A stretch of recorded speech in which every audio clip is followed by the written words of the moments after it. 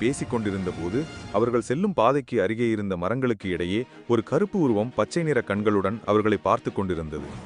ஆதித்யாவுடன் பேசிக் கொண்டிருந்த அந்த பெண் இதயத்தில் திடீரென ஒரு பதட்டம் ஏற்படத் தொடங்கியது.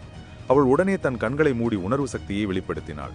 அந்த உணர்வு சக்தியில் அவளுக்கு தன்னை சுற்றி ஏதோ மாற்றம் ஏற்படுவதையும் ஆபத்து வரவிருப்பதையும் உணர்ந்தவள் ஆதித்யாவை பார்த்து, "தம்பி, ஜாக்கிரத, இந்த பெட்டிக்குள்ள போ" என்று கூறியதும் இருவரும் அமர்ந்திருந்த இருக்கையிலிருந்து எழுந்தனர். அதற்கு அடியில் ஒரு ரகசிய பெட்டி இருந்தது. அதை பார்த்த ஆதித்யா, "என்னாச்சக்கா, ஏன் என்னை இதுக்குள்ள போக சொல்ற?" என்று பதட்டமாக கேட்டான். "கேள்வி கேட்க இது நேரமில்ல ஆதித்யா, உடனே நான் சொல்றதை செய். ஏதோ தப்பா நடக்கிற மாதிரி எனக்கு தோணுது" என்றாள். உடனே ஆதித்யா, "நானும் உன் கூடவே இருப்பேன்" என்றான். அதற்கு அவள், "இல்ல, உன்னால வர்ற ஆபத்தை சமாளிக்க முடியாது, நீ உள்ள போ உடனே" என்று கூறினாள். "இல்ல அக்கா" என்று அவன் கூற, "ஆதித்யா" என்று அவள் முறைத்தாள். வேறு எதுவும் பேசாமல் ஆதித்யா பெட்டிக்குள் சென்றான்.